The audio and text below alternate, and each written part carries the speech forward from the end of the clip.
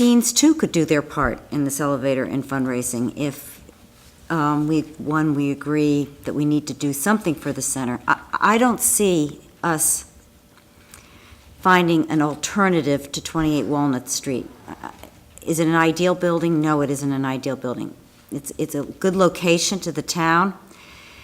It's here to stay. I don't see it going away anytime soon. So I do feel that we have said in the past that we know that it's an important thing that needs to be done for that building to make it handicap accessible. And I was just wondering if maybe this would be the alternative to, give a portion and expect the groups that use the building to help participate. I mean, we're asking in terms of field development, we're asking for private fundraising on that score.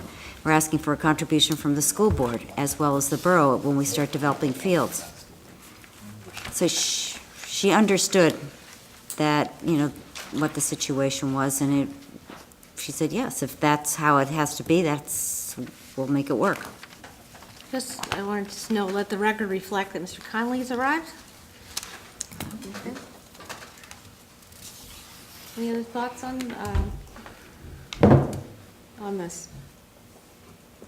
Ray, did you go to the presentation for the grant at the county? Or do you know what happened? I was not present for that, Okay. no. Edna said they did a nice job. Okay. That's all I know. Well, Edna said they did a nice job Carmela, with her team. Carmela, Bob Vogel went, Sandy Philo, Edna, Janice Piccolo was on the selection committee, which I think should be okay. Afterwards, she called the next day and said that she thought she had support on the committee for it. So we'll see. She's the Chatham Borough representative. So we're cautiously optimistic. They did get extra money from the federal government, and they do have additional dollars to give out. And historically, we haven't done great in terms of our non-housing related projects there, and so we think we've built up some chits that they owe us some money. So we've applied for $80,000, which was the maximum, and we'll be at least 60 days before we know. So theoretically, if we were to get the max 80K and the 170 you're suggesting we appropriate, are we to the number, or are we still short? It was 265 to 285 was the ballpark number, so we're pretty close if we got the 80.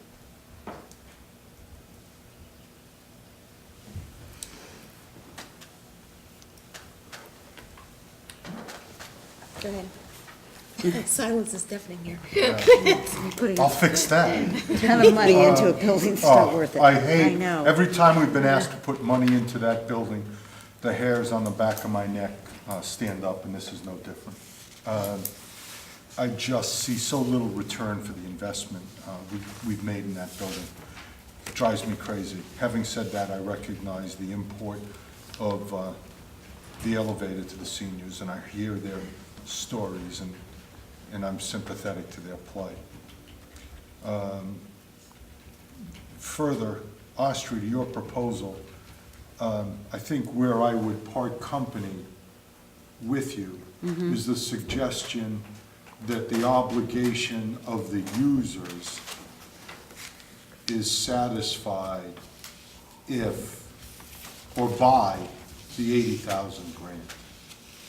I think if we're fortunate enough to get the grant in full, we should nevertheless request the users to make some kind of a meaningful contribution to the project. I think that is becoming increasingly a perhaps default policy of the council as we wrestle with budgets in an era of declining revenues. You cited the athletic fields and the development of the 53 acres.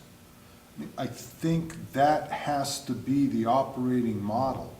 as we take on these types of capital projects where we can identify a discrete section of the community that list of capital projects is not going to cover it. So, I mean, it's got to be crafted in such a way that says the borough's contribution is 170.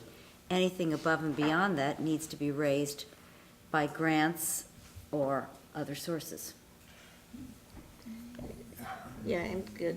While you're struggling there, I'm doing I think okay. the one, haven't one thing exploded. that I think we've got to be careful in making the distinction is a public building. The public does not have complete accessibility to the building. We run the risk of a civil rights violation because of it. I wish Joe was here to No, kind no. of, Yeah, you know, apparently address not, that. apparently not until if we start renovating the building, that's when it triggers But the issue. We already have, and that's why we're open, because of all we have put into the building when we acquired it, and it'd be to make it into a public facility, and that's my fear, is that we don't move forward. Because we've already done. Right, right, and we've crossed that threshold and the percentage that it triggers. I think, I understand that issue to a degree. I'm not so sure it dissuades me from suggesting that we need a meaningful contribution.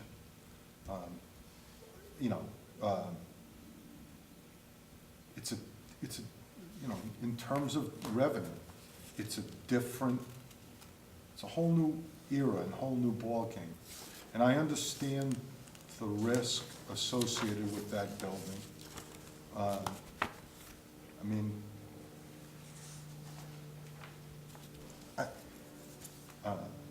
I guess, when did we acquire that building? 2001, it opened 2001. And what was, it's not that ADA wasn't in effect then, in effect at that time. I mean, what was the anticipation at that time for addressing this need? The building wasn't going to cost us anything. Yeah, I understand. But clearly, putting an elevator in wasn't going to be. Right. Right, That was not- you know, but it should have been in the dynamic because that's post ADA. Well, it was discussed all along that it was gonna be, in fact, I actually put 100,000 in the capital budget at one time when she was liaison. So it has something that has been promised all along. Right. The premise that it was going to be all volunteer work fell by the wayside a long time ago. Yeah. Well, I'm thinking an elevator is not something you're putting in a You volunteer. don't think so? No. I could be wrong, unless you got a guy named Otis in the neighborhood. my man. I mean, heavy, my brother will carry it. But